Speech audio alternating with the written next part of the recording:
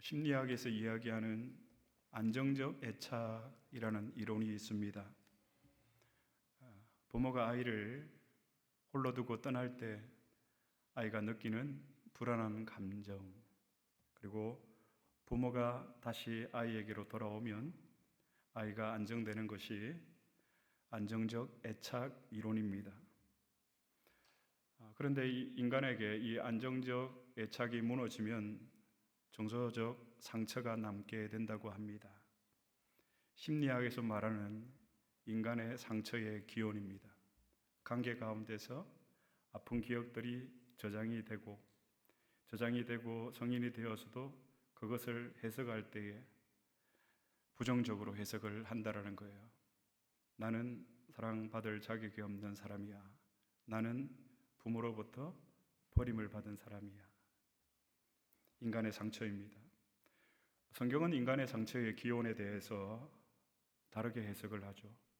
원죄의 결과로 인간에게 상처가 있다라고 얘기를 합니다. 죄로 인해서 원죄로 인해서 왜곡된, 즉 삐뚤어진 자기 인식입니다. 여러분, 우리에게 있는 이 죄의 본성이 왜곡되어져 있다라는 것은 우리가 왜곡되어져 있다라는 말이고, 내가 왜곡되어 있다라는 것은 내가 삐뚤어져 있다라는 거예요. 그래서 우리가 사춘기 아이들을 보면 어떡하죠? 삐뚤하게 자세를 취하고 삐뚤하게 말을 하죠. 근데 성인이 되어서는 그렇게 하시면 안 됩니다. 나는 아프면 안 되고 나는 상처를 받지 않을 거야. 이런 왜곡된 자기 인식을 하면서 그 결과 다른 사람에게 내가 상처를 받기보다는 상처를 준다라는 말입니다.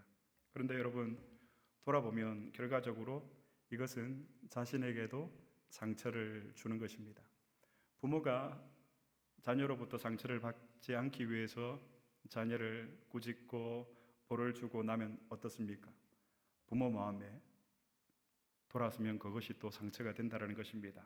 결국 우리 모두는 상처를 안고 살아갑니다. 오늘 말씀의 제목이 상처 입은 치유자입니다. 아시는 분도 계시겠지만 헨리 나우엔이 지은 책의 제목을 제가 오늘 말씀의 설교로 따왔습니다. 이 책에서 보면 상처 입은 치유자는 어떤 사람인가? 상처가 없는 사람이 아니라 오히려 자신의 그 상처를 통하여서 다른 사람의 상처를 치유하는 사람이 상처 입은 치유자다라고 헨리 나우엔이 이야기를 하고 있습니다. 그런데 우리는 나의 가장 가까이에 있는 사람들로부터 크고 작은 상처를 주고받습니다. 가족 안에서, 부부 관계에서, 또 부모와 자녀의 관계에서 그렇게 상처를 주고받는 것이 어쩌면 우리의 원죄를 생각해 보면 너무나도 당연한 일인지도 모르겠습니다. 상처는 이처럼 인간에게는 불가피한 것입니다. 그런데 여러분, 정말로 심각한 문제는 무엇이 있을까요? 상처를 주고받는 것이 아니라 상처가 생기면 오랫동안 그 상처를 방치해서 상처가 낫지 않게 되는 것, 이것이 심각한 문제라는 말입니다. 상처가 우리에게 두려운 이유입니다. 오랫동안 방치해서 치유되지 않는 그런 장애가 되는 것, 내 마음속에 장애가 되는 것입니다. 마음의 상처입니다. 지극히 정상적인 관계를 할지라도 부부가 함께 살다 보면 무심코 내뱉은 말이나 행동 때문에 상처를 받습니다. 그리고 상처를 주고받는 것은 그렇게 크게 문제가 되지 않는다고 저는 생각을 합니다. 그러나 정말 심각한 문제는 여러분, 그 상처를 오랫동안 치유하지 않고 그대로 방치해 두는 겁니다. 그래서 결국 마음의 장애가 되면 관계 회복이 불가능하게 되는 경우입니다. 교회 안에도 그런 관계들이 있는 것 같습니다. 서로 지내다 보면 오해도 생기고 섭섭한 일도 생기고 또 가끔 언성이 높아지기도 하지만, 그러나 그런 일들 때문에 내가 저 사람을 다시는 보아서는 안 될 사람으로 만들어버리는 것, 이것이 마음의 장애라는 말입니다. 사람들은 이렇게 얘기를 하죠. 나는 상처받지 않기 위해서 아무도 사랑하지 않습니다. 그렇게 이야기를 합니다. 그런데 여러분, 우리가 아셔야 될 것은 정말로 내가 아무도 사랑할 수 없게 되고 아무도 믿을 수 없게 되면 그게 장애입니다. 목사가 상처받지 않기 위해서 교회를 사랑하지 않고 교인들을 사랑하지 않으면 그게 이 목사의 장애라는 말입니다. 아무도 사랑하지 않는 것, 아니 아무도 사랑하지 않으려고 하는 것, 이미 상처가 된, 장애가 된 경우입니다. 오늘 본문이 고린도후서입니다. 바울에게 고린도 교회는 어떤 교회였을까요? 정말 힘들고 바울에게 속썩이는 교회 중 하나였습니다. 그래서 바울에게 고린도 교회는 아픈 새끼 손가락과도 같았습니다. 버릴 수는 없고, 그렇다고 안 아픈 것도 아니고 늘 마음을 쓰게 하는 존재가 바로 고린도 교회였습니다. 저는 목회자로서 바울의 심정을 한번 헤아려 보려고 했습니다. 정말 힘들었겠다 싶습니다. 사실 바울이 고린도에 도착했을 당시 바울은 그곳에 오래도록 머물러 있지 않으려고 했습니다. 하지만 성령께서 환상 중에 바울에게 말씀하셨습니다. 그 성에 내가 택한 백성이 아직 많이 있다. 그래서 바울은 1년 6개월 동안 정말 신실하게 온갖 고생을 다하면서 성실하게 고린도 교회에서 사역을 감당했습니다. 성경을 한번 찾아보겠습니다. 사도행전 18장 10절입니다. 사도행전 18장 10절 말씀 다 같이 봉독하시겠습니다. 내가 너와 함께 있음에 어떤 사람도 너를 대적하여 해롭게 할 자가 없을 것이니 이는 이 성중에 내 백성이 많음이라 하시더라. 이 성중에 내 백성이 많음이라. 이 말씀은 바울이 고린도에서 복음을 전할 때 하나님께서 그에게 힘을 주시면서 격려하신 말씀입니다. 그 성에 내 백성이 아직 많이 있다.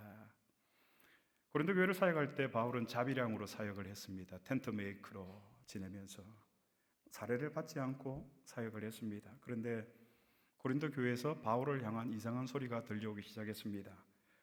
바울이 교회의 사례를 받지 않은 것은 바울이 돈이 많아서 그렇다는 이, 아니면 바울이 돈을 좋아해서 주일에만 와서 교회를 사역을 하고 평일에는 자비량으로 그렇게 일을 하면서 교회를 섬겼다는 이, 그래서 바울에게는 영적인 권위가 없다는 이, 또는 사도들의 추천을 받지 못한 이유가 바로 돈을 좋아해서 그렇다는 이, 바울을 향해서 이런 비난의 소리들이 바울에게 들려오기 시작했습니다. 그런데 여러분, 일반적으로 이런 일을 당하면 제일 열을 받는 사람들이 있습니다. 어떤 사람들입니까?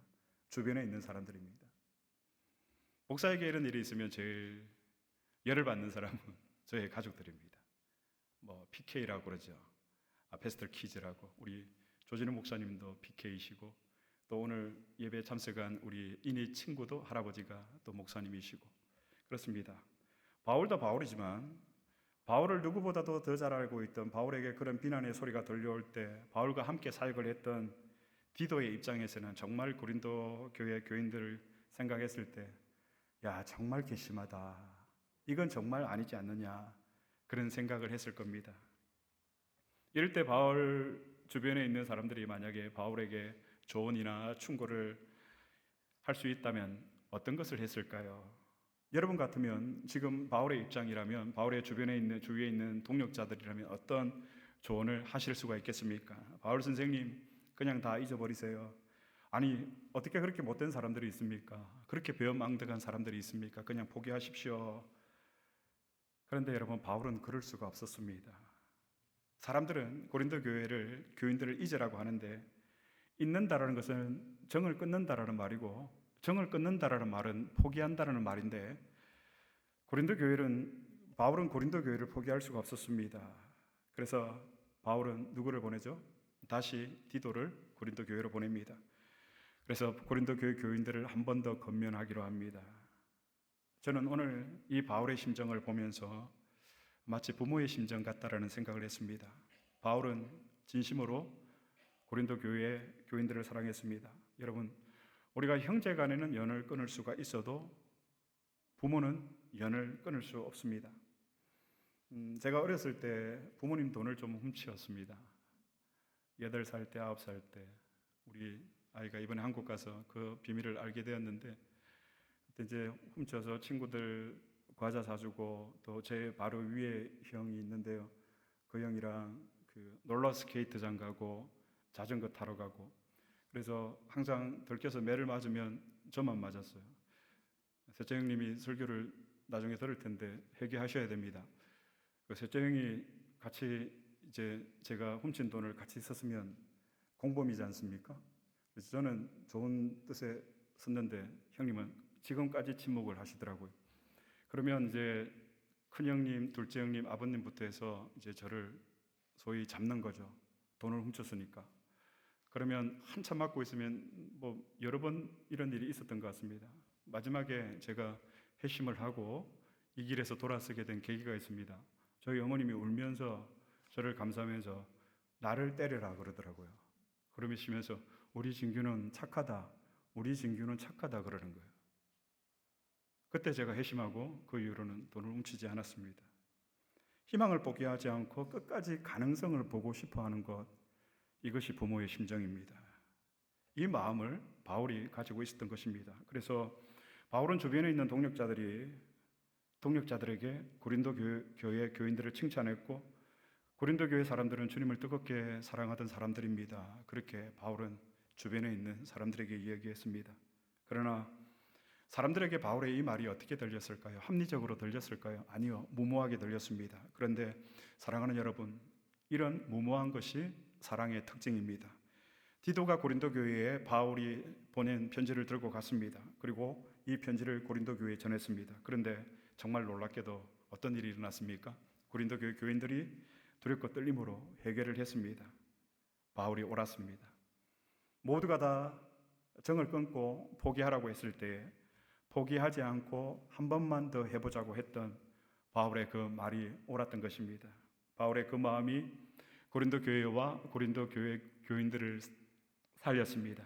만약 바울이 자신이 받은 그 상처 때문에 고린도 교회를 버렸다면, 포기했다면 아마 바울에게는 그 마음의 상처는 영구적인 장애가 되어 버렸을 것입니다. 그래서 바울이 이제는 어디를 가서 교회를 세우고 교회를 사역할 때에 그렇게 사랑을 하거나 아니면 그렇게 열정적으로 할 수가 없었을 것입니다.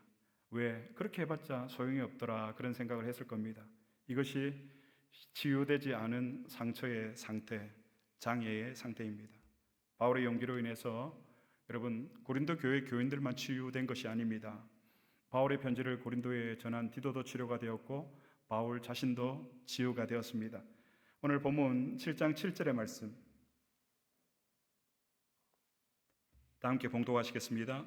그가 온 것은 오직 그가 너희에게서 받은 그 위로로 위로하고 너희의 사모함과 애통함과 나를 위하여 열심히 있는 것을 우리에게 보고함으로 나를 더욱 기쁘게 하였느니라. 그가 온 것뿐 아니요 디도가 온 것뿐 아니요 맨 마지막에 나를 더욱 기쁘게 하였느니라.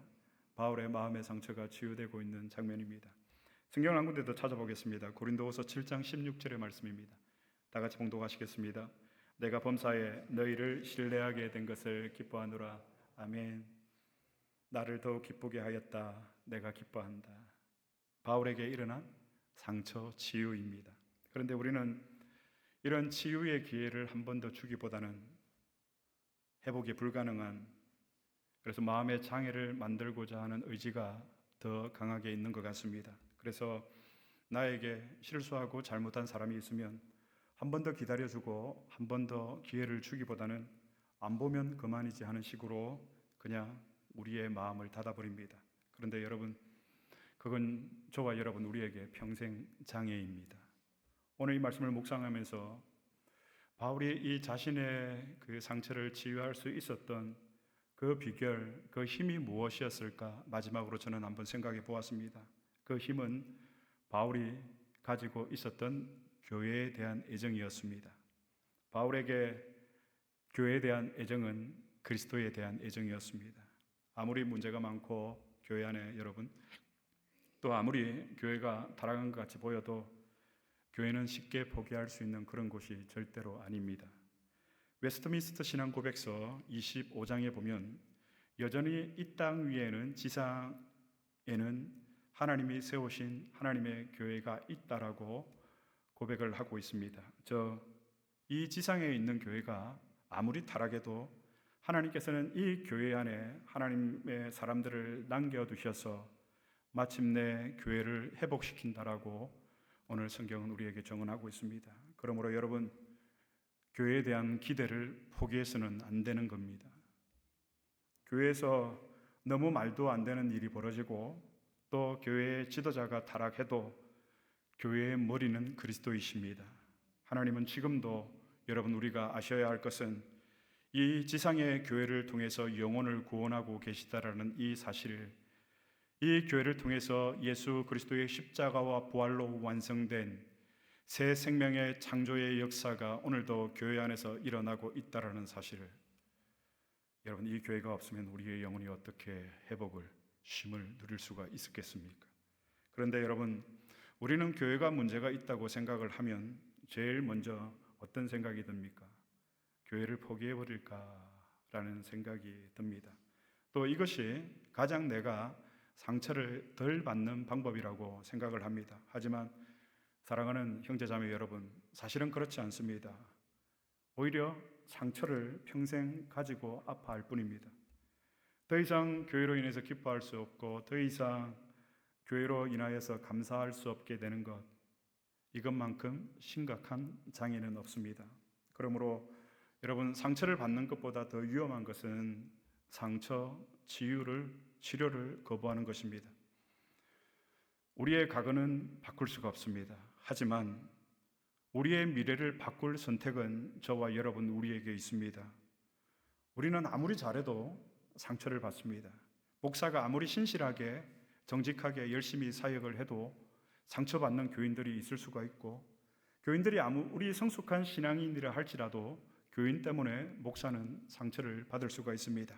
이것은 여러분 우리의 능력 밖의 일입니다. 하지만 그 상처를 여러분 장애가 되게 할 것인가 아니면 치유할 것인가에 대해서는 우리의 권리, 우리의 선택의 문제라는 말입니다.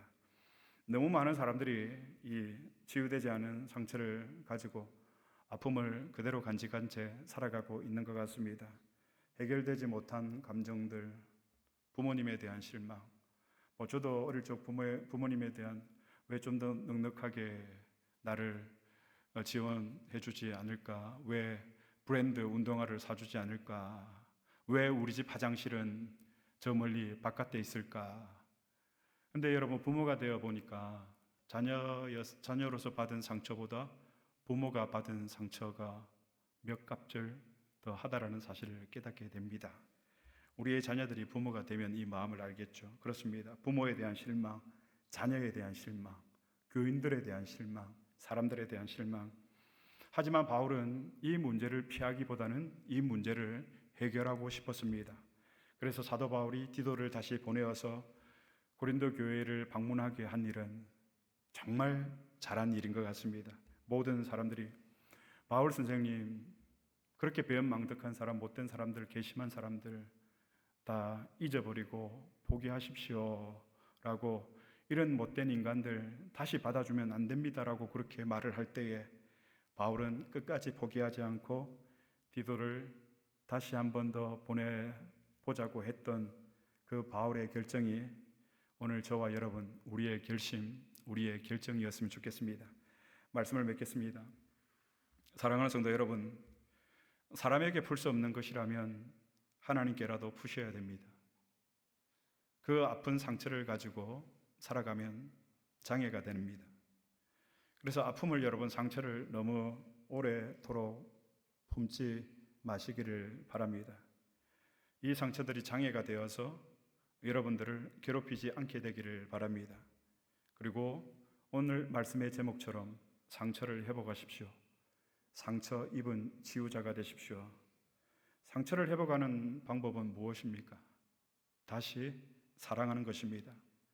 하나님이 우리의 상처를 고치시고 우리의 교회를 다시 일으키시고 세우는 방법입니다. 상처는 그러므로 우리의 끝이 되어서는 안 됩니다. 오늘 저와 여러분, 우리의 모든 상처를 주님께 맡길 수 있게 되기를 축복합니다. 그리고 다시 한 번 더 사랑하시기를 결단하시기를 바랍니다. 이것은 누군가를 위한 것이 아니라 나를 사랑하는 가장 안전한 방법입니다. 바울이 경험했던 이 은혜의 회복을 저와 여러분, 우리가 다시금 누릴 수 있게 되기를, 그래서 세상 가운데 나가서 상처 입은 치유자로 똑같은 상처를 가지고 살아가는 그 영혼들을 품고 기도하고 그들을 사랑하고 섬기고 그들을 주님께 인도할 수 있는 저와 여러분, 우리 새안디옥 교회가 될 수 있기를 우리 주님의 이름으로 축복합니다.